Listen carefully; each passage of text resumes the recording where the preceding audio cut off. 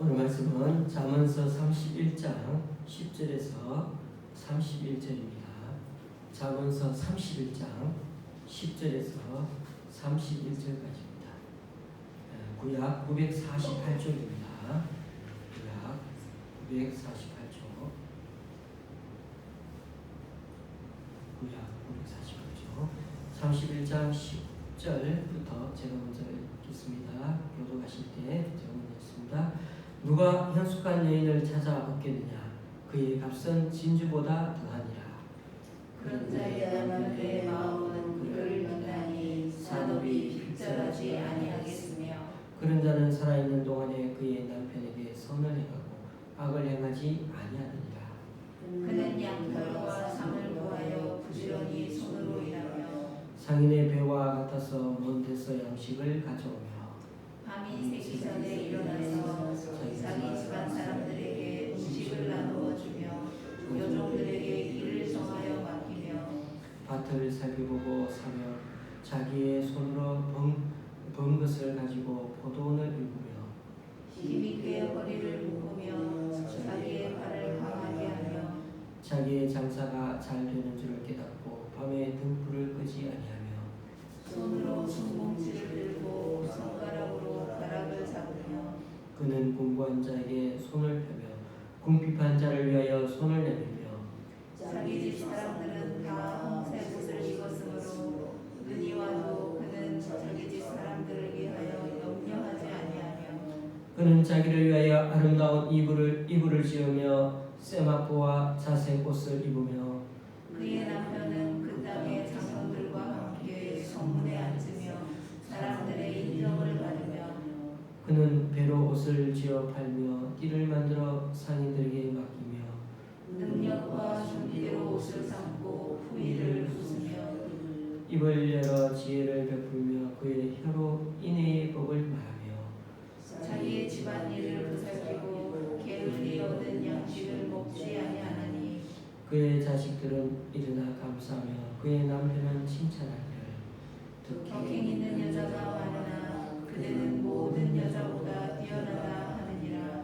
고운 것도 거짓되고 아름다운 것도 헛되나 오직 여호와를 경외하는 여자는 칭찬을 받을 것이라. 그 손의 열매가 그에게로 돌아갈 것이요 그 그 행한 일로 일로 말미암아 성문에서 칭찬을 받으리라. 아멘. 이제 우리는 잠언의 마지막 말씀을 살펴보려고 합니다. 잠언의 마지막 장인 31장은 르무엘 왕의 어머니의 잠언이라고 그렇게 기록되어 있습니다. 유대인의 가정에서 자녀에게 율법을 가르치는 것은 아버지의 의무였습니다. 그래서 잠언의 대부분은 아버지가 아들에게 주는 그런 인생 사용 설명서, 인생 지침서인데 반해서 오늘 본문은 어머니가 아들에게 전하는 잠언입니다. 당시 여성의 사회적인 지위를 생각하면 굉장히 이것은 파격적입니다. 이스라엘 사회뿐만 아니라 중동의 다른 나라에서도 좀처럼 찾아보기가 어려운 일이었습니다. 거기다 이 잠언을 듣는 대상인 르무엘 왕이 누구인가 하는 것입니다. 성경에 이런 이름으로 등장하는 왕의 이름은 없죠. 솔로몬의 어릴 적 이름으로 르무엘이라고 불렸다는 그런 얘기가 있습니다. 솔로몬의 또 다른 이름은 성경에 나오죠. 여디디아라고. 뜻이 하나님의 사랑을 입은 자란 뜻입니다. 어쨌든 르무엘 왕은 일단 솔로몬 왕의 어릴 때 그렇게 불러던 그 말을 그렇게 엄마가 친근하게 아이에게 얘기하는 것처럼 그렇게 불렀다고 생각하고 오늘 말씀을 들을 수 있으면 좋겠습니다. 오늘 본문은 현숙한 여인에 대해 증가합니다. 이것이 르무엘 왕의 어머니가 아들에게 주는 교훈이기도 하고 지혜의 책인 잠언 전체의 결론이기도 합니다. 어쩌면 가장 큰 지혜도 현숙하고 현명한 배우자를 얻는 것만 못하다라고 말하는 것처럼 들립니다. 그리고 10절에서 마지막 절 31절까지는 모두 절수가 22줄입니다. 22절. 그러니까 22절인데 이것은 시편 119편처럼 히브리어 알파벳이 22개거든요. 그래서 우리는 가나다라 하면은 몇 개입니까? 24개입니까?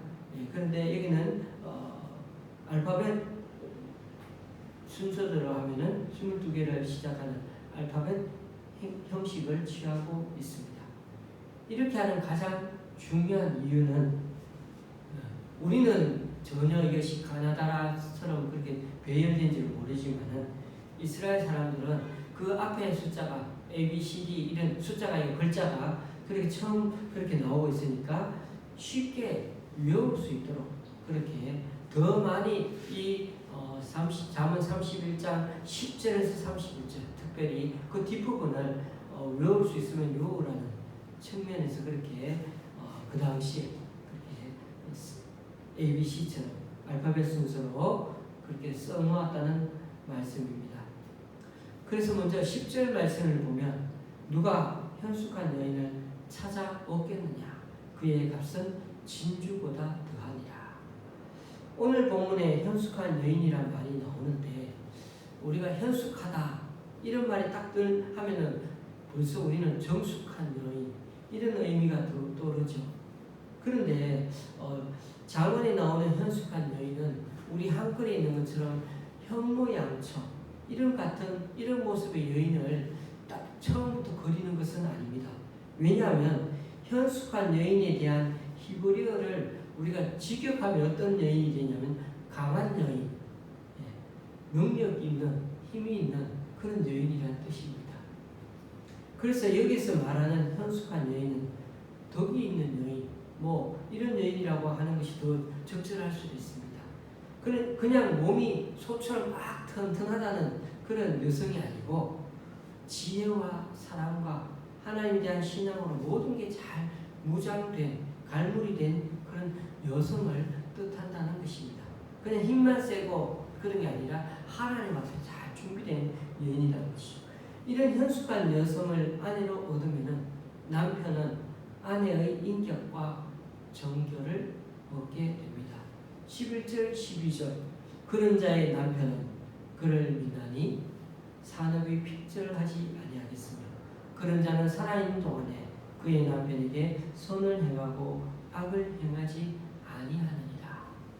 현숙한 여인을 아내로 얻은 남편의 복을 말합니다. 제일 먼저 남편이 그렇게 많은 혜택을 봅니다. 남편이 아내를 믿고 아내는 남편을 신뢰하는 가정은 참 복되지 않습니까? 그런 가정은 산업이 핍절하지 않는데요. 결국 물질적으로 어려움을 겪지 않는다는 것입니다. 그런 부분은 자신이 하는 일을 늘 성실하게 감당하기 때문입니다. 그리고 결혼할 때의 그 마음처럼 평생 자기 배우자에게 악을 행하거나 원망하지 않고 선을 행한다는 것입니다. 이런 현숙한 여인이 있으면 그 가정은 정말 절로 행복하게 되겠죠. 현숙한 아내의 관심사는 남편에게 선을 행하는 것이라고 합니다. 아주 의미심장한 말이 아닙니까? 목적이 남편이란 말과 같이 들리는 거죠. 그 반대로 목적이 자기 자신인 여성들도 있다는 것입니다. 이런 아내에게 결국 남편은 자기 자신을 위한 수단이 되는 거죠. 돈 벌어오는 기계처럼. 이런 가정이 잘 될 리가 만무하죠. 가정은 가장 작지만 가장 기초적인 공동체 단위이기 때문이죠. 그 여인이 남편을 이용한다면 그 가정이 잘 될 리가 없다는 것입니다. 공동체에서는 자기를 위해 뭔가 챙겨 나가려고 시작하면 결국 그 공동체는 오래가지 못하는 것입니다. 가정에서 존중받지 못하는 남편이 밖에서 존중받을 수 있을까요? 결국 산업이 핍절하는 것입니다. 돈도 제대로 그 가정에 차이지 않는다는 것이죠.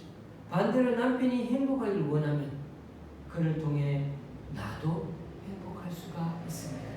이런 마음을 가리켜서 본문에서는 선을 행한다고 말하는 것입니다.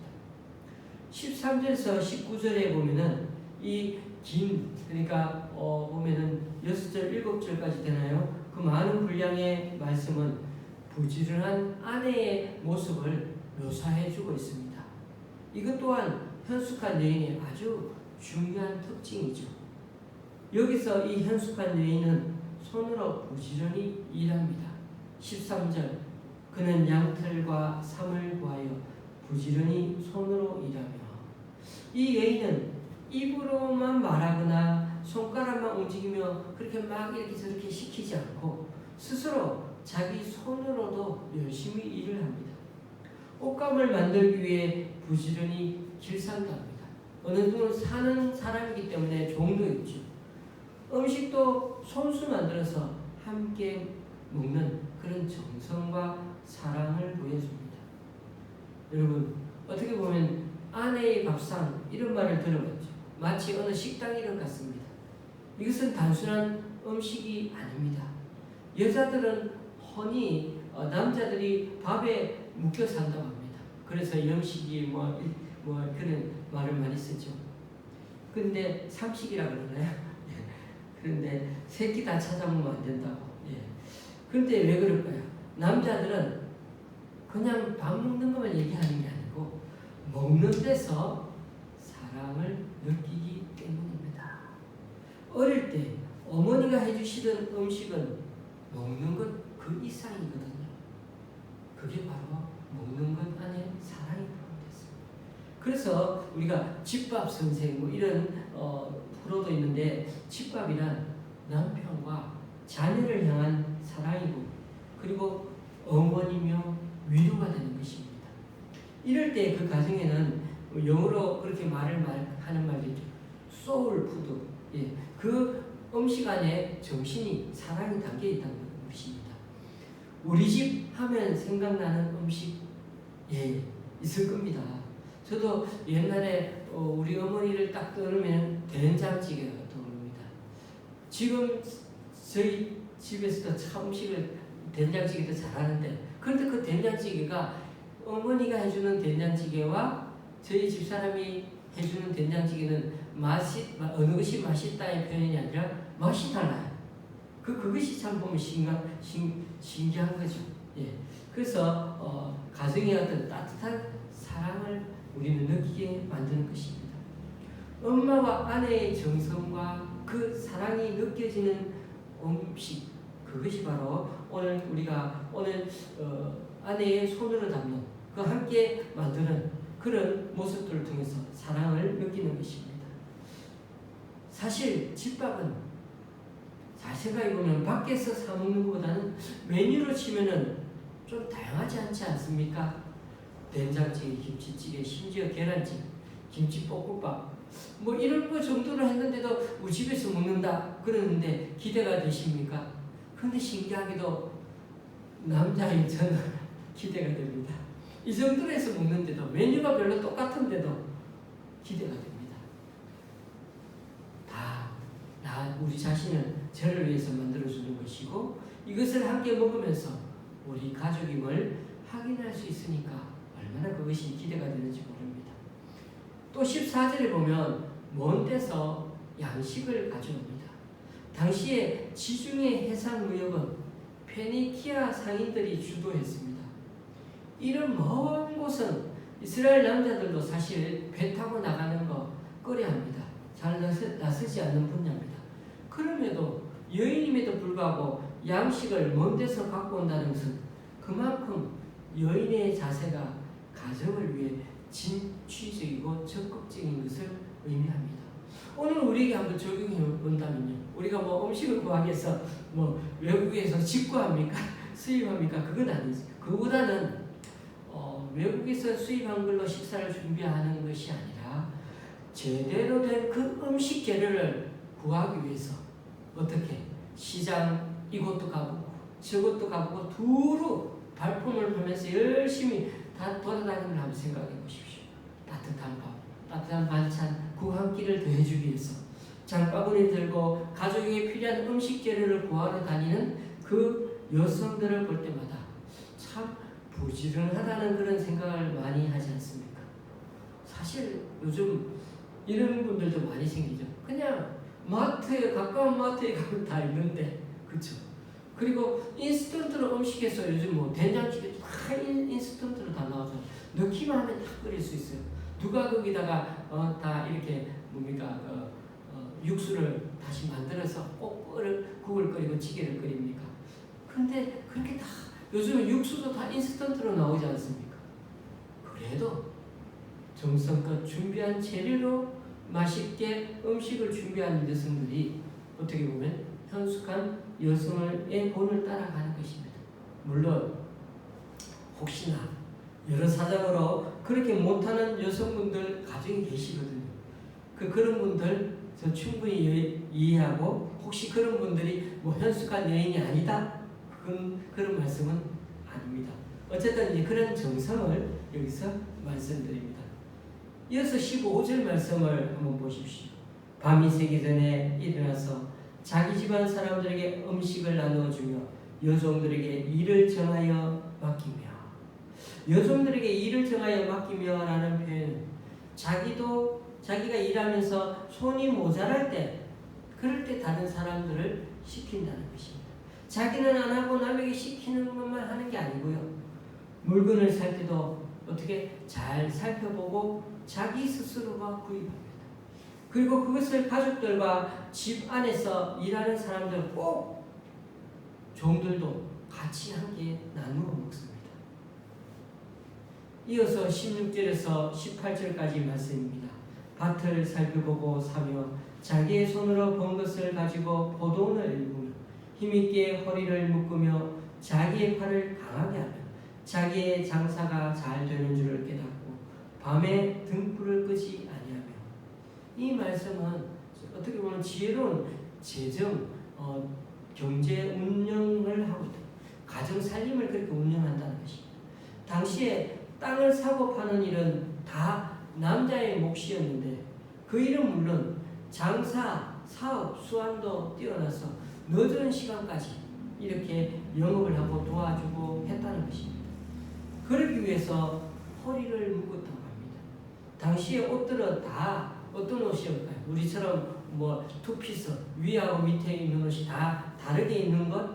그런 거 아니고, 일을 하려면은 이 옷이 통옷으로 됐어요. 왜냐하면 더운 날씨이기 때문에 그냥 옷이 위아래로 이렇게 통해져 있죠. 하나입니다. 원피스죠. 그래서 일을 하려면 꼭 허리를 묶어줘야 했습니다. 그래야 움직임이 편해지기 때문입니다.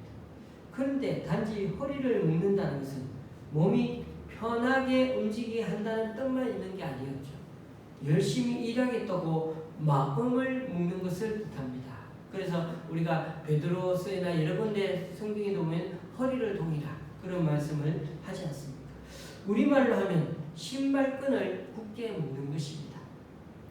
그런 점에서 현숙한 여인의 특징 중 하나가 오늘 13절에서 19절까지 기나긴이 말씀에 보니까 부지런한 여인의 모습을 너무나 잘 묘사하고 있는 것을 보게 됩니다. 그러면 여인은 이처럼 어떻게 하나님의 말씀 앞에 참 모든 것을 잘 덕이 있는, 갖춰져 있는 여인이기도 하지만은 부지런한 여인인 것을 오늘 보았습니다. 또 한편으로 보면은 20절, 21절에 보면은 어떤 여인인지를, 또 어떤 여인이 현숙한 여인인지를 보여줍니다. 그는 공고한 자에게 손을 펴며 궁핍한 자를 위하여 손을 내밀며 자기 집 사람들은 다 홍색 옷을 입었으므로 눈이 와도 그는 자기 집 사람들을 위하여 염려하지 아니하며. 여기서 현숙한 여인은 가족과 이웃을 위한 배려를 잘하는 여인입니다. 항상 가족을 생각하고 남을 배려할 줄 아는 여인입니다. 베풀 줄 아는 여인입니다. 그녀는 손을 내밀어야 할 이웃을 외면하지 않고 도와주었습니다. 그녀가 새벽부터 밤늦게까지 일을 하고 장사도 하고 그렇게 도와줬는데, 그런 것들이 다 자신과 가족들만을 위한 것이 아니라 결국 이웃을 위한 목도, 또 부지런하게 집에 와서도 피곤하지만 이웃을 위한 목도 준비하고 있었던 것입니다. 그리고 자신의 집안에 있는 사람들은 눈이 와도 했다는데 사실 잘 아시다시피 이스라엘은 눈이 거의 오지 않는 나라입니다. 만약에 그곳에 눈이 온다는 것은 아주 추운 날씨를 의미합니다. 그런데 눈이 와도 염려하지 않을 수 있다는 것은 모두에게 홍색옷, 홍색옷은 오늘날로 말하면 뭐냐면 눈이 와도 입을 수 있는 롱패딩, 긴 그 옷을 입게 하였다는 것입니다. 이처럼 현숙한 여인의 큰 특징 중 하나가 바로 남에게 베풀 줄 알고 가족을 제 몸처럼 걱정할 줄 아는 사람입니다. 누구보다 강하고 부지런한 여인이 현숙한 여인인데 또 열심히 일하고 알뜰하게 살림도 하는데 그렇지만 재물을 모아서 꼭꼭 다 차근차근 쌓아놓는 것이 아니라 필요할 때는 나눠주고 롱패딩 하나씩 탁탁탁 다 주고 그렇게 손을 편다는 것, 이것 또한 중요한 일입니다. 그런데 가정에서 다른 사람들을 구제하고 선행을 베푼다고 결정할 때 저와 여러분의 가정에는 누가 먼저 합니까? 남자들이 하는 것 같지만 여자들이 반대하면 절대로 못 도와줍니다. 제가 아는 목사님도 한 보면 사모님이 항상 그걸 경제권을 가지고 계시니까 다른데 이렇게 부조를 하더라도 허락을 다 받아야 한다고 합니다. 안주인이 베푸는 마음을 가져야 한다는 것이죠. 그래야 그 가정이 덕을 배울 수가 있습니다. 안주인이 인색하면 가까운 친척들에게도 나눠주지를 못하는 것입니다. 오히려 남편이 막 반대를 해도 어떻게 아내가 여보 그런 게 아니에요. 함께 나눠야 되죠. 이렇게 옆에서 말해줘야 그 가정은 정말 잘 되는 집안입니다. 여러분, 아내가 이렇게 베풀고자 할 때 그 가정 또한 섬기는 가정이 되는 것입니다. 26절을 한번 보십시오. 입을 열어 지혜를 베풀며 그의 혀로 인애의 법을 말하며. 입에서는 지혜로운 말이 나오고 사랑의 언어들이 막 흘러나오는 것입니다. 위로하고 격려하고 가르치는 것입니다. 그럴 때 문제가 해결되고 화목해지는 것입니다. 바로 이런 모습이 현숙한 여인이 있는 그 가정의 모습입니다. 이런 아내가 있으면 남편은 자기가 속한 공동체 안에서도 존중을 받습니다. 이렇게 살아갈 때 자녀들은 우리 어머니는 정말 훌륭하신 분이셔 라고 마음에 생각하게 되는 거죠. 우리 엄마 최고. 남편 또한 내 아내는 정말 좋은 멋진 여성이야. 좋은 아내야. 결혼 잘했어. 이러한 마음이 생기는 것입니다. 28절 말씀. 그의 자식들은 일어나 감사하며 그의 남편은 칭찬하기를. 가정에서 사랑과 존경을 받는다는 것은 바로 이것이 현숙함의 결과라는 것을 보여줍니다. 그렇다면 이 모든 것이 어떻게 가능할까요? 여호와를 경외하는 데부터 시작이 되는 것입니다. 30절 31절 고운 것도 거짓되고 아름다운 것도 헛되나 오직 여호와를 경외하는 자는 경외하는 여자는 칭찬을 받을 것이다. 그 손의 열매가 그에게로 돌아갈 것이요 그 행한 일로 말미암아 성문에서 칭찬을 받으리라. 그렇습니다. 남편은 하나님이 주신 사랑이야. 남편이 주신 사랑이야. 가정은 하나님 주신 내 삶의 현장이야. 이렇게 생각하며 살아간다면 가정을 시작하신 분이 진짜 하나님을 인정하는 것이 되고 또 하나님 앞에서 최선을 다하려고 그렇게 노력할 때 바로 그 여인은 나도 모르게 현숙한 여인이 되어가고 있는 것입니다. 처음부터 잘하는 사람이 어디 있을까요? 처음부터 현숙한 여인이 떡하니 어디 있을까요? 하지만 하나님을 인정해 가면 우리 모두가 현숙한 모습을 갖게 된다는 것입니다. 그래서 감당할 힘을 달라고 기도해야 하는 것이며 또 점점 더 현숙한 여인이 되어 가게 될 것이라는 것을 믿어야 하는 것입니다. 그런데 요즘 사람들은 왜 이런 여성들을 좀 찾아보기가 어려져 가고 있습니까? 또 왜 이런 여성이 요즘은 많지가 않는 것 같습니다. 찾기도 힘들고 또 이렇게 주변에 많은 사람들이 없는 것 같이 느껴집니다. 고운 것도 거짓되고 아름다운 것도 헛되니 이것을 잘 모르기 때문이죠. 이런 가치를 잘 알지 못하는 것이죠. 그런데 우리는 여인 그러면은 요즘 사람들 자꾸 매력이라는 것을 떠올립니다. 그런데 여러분 매력적인 여인, 매력이라는 것은 때로는 허무합니다. 사람들은 눈에 보이는 외모에만 신경을 요즘 많이 씁니다. 예쁜 얼굴과 좋은 몸매에 지나친 관심을 가집니다. 그러나 아름다운 아내는 얼굴이 예쁜 아내가 아닙니다. 학벌도 아니고 돈도 아닙니다. 결국 남는 것은 그 사람의 신앙과 사랑의 섬김입니다. 하나님을 경외하고 하나님이 내게 주신 그 남편과 가정을 사랑하는 여인, 온유하고 안정된 마음을 유지하면서 그렇게 부지런히 일하며 어려운 사람을 섬기는 여인이 지혜로운 여인인 것입니다. 하나님은 이런 여인을 오늘도 칭찬하시고 믿음의 가정을 세워 나가실 것입니다. 그런 점에서 이렇게 결론을 내리며 마칩니다. 마음이 곱다고 우리는 생각했는데 시간이 지나고 보면 그것이 사실이 아닐 때도 적지 않고 아름답다고 생각했는데 얼마 지나지 않아서 그것이 과거가 됩니다. 과거는 그랬는데 지금은 아니야. 그렇게 사람의 모습들이 변하고 그렇게 마음이 그렇게 느껴질 때가 있습니다.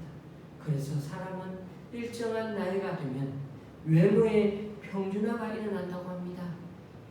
젊을 때는 다 이 사람 더 예뻐, 더 예뻐, 섹시해, 매력적이 이렇게 얘기하다가 나중에 나이가 점점 들면 평준화가 일어난다. 그래서 미추, 아름다움과 추함의 구분이 점점 나이가 들면 사라지는 것입니다. 그러나 교우님들 하나님을 경외하면 그 영혼이 점점 더 오래갑니다. 그 대상이 영원하신 분이시기 때문입니다. 그래서 잠언은 여호와를 경외함이 지식의 근본이라는 말에서 시작해서 여호와를 경외하는 여인으로 끝이 납니다. 그러므로 여인이 현숙해야 한다면 동일하게도 남자도 어질고 덕이 있어야 함은 두말할 필요가 없습니다. 잠언의 말씀은 결국 심어주신 이 삶의 자리에서 영원한 하나님과 하나의 말씀을 힘입고 살 것인지 아니면 유한하고 세속적 가치관과 그 바알색을 물질의 우상으로 삼고 그렇게 그게 힘입고 의지하고 살 것인지를 선택하라는 내용입니다. 그래서 이 마지막 현숙한 여인은 지혜를 여인으로 그렇게 의인화한 모습이라고 말씀드렸습니다. 그러므로 우리가 지혜와 명철의 사람이 되느냐 아니면 미련하고 어리석은 사람이 되느냐가 우리 각자의 선택에 달렸습니다. 우리 모두 지혜를 현숙한 여인으로 의인화한 이 오늘 말씀에 따라 늘 하나님을 경외하며 현숙한 모습으로 부지런하고 덕이 있고 베풀며 살아가는 그런 지혜로운 하나님의 사람이 다 될 수 있기를 주님의 이름으로 축원합니다. 기도하시겠습니다. 하나님 아버지, 오늘도 르무엘 왕이 어머니에게 들은 지혜로운 말씀, 지혜의 말씀, 여인들에게 힘을 쓰지 말고 포도주와 독주를 찾지 말고 공의로 재판을 하라고 30장 처음에 분명하는 것처럼 또 하나님께서 우리들에게 왕같은 제사장이 되라고 하시는 것처럼 우리에게 들립니다. 바라오나니 우리도 이 세상 속에서 건강하고 바른 인간관계를 맺게 하여 주시고 우리가 지배를 받지 말아야 할 것에 지배를 받는 어리석음을 범치 않게 하여 주옵소서. 우리의 삶에 바른 분별력을 갖게 하시고 손을 내밀어야 할 상황에 거두지 않는 하나님의 자녀가 되게 하여 주옵소서. 현숙한 여인처럼 우리 또한 주어진 말씀에 주어진 삶에 늘 근면성실하게 하시고 또 우리에게 주신 것을 지혜롭게 잘 관리하게 하시고 가족을 비롯한 함께한 사람들에게 늘 신실하게 베풀며 나누며 또 배려하며 살아가는 우리들이 되게 하여 주시옵소서. 이 자문의 말씀을 통해 깨우침을 주시고 우리를 인도해 주셔서 참으로 감사합니다.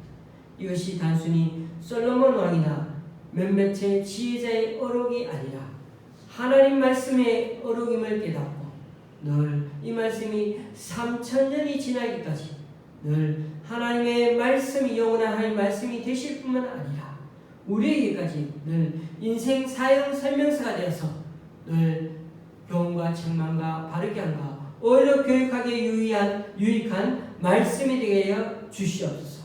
우리 모두가 매일매일 하나님께서 심어주신 이 자리에서 하나님의 어록인 이 자문의 말씀과 하나님을 힘입고 살아감으로 우리의 삶이 우리 자신에게 뿐만 아니라 또 누군가에게 하나님을 보여주는 자문의 말씀이 되게 하여 주시옵소서. 예수님의 이름으로 기도드립니다. 아멘.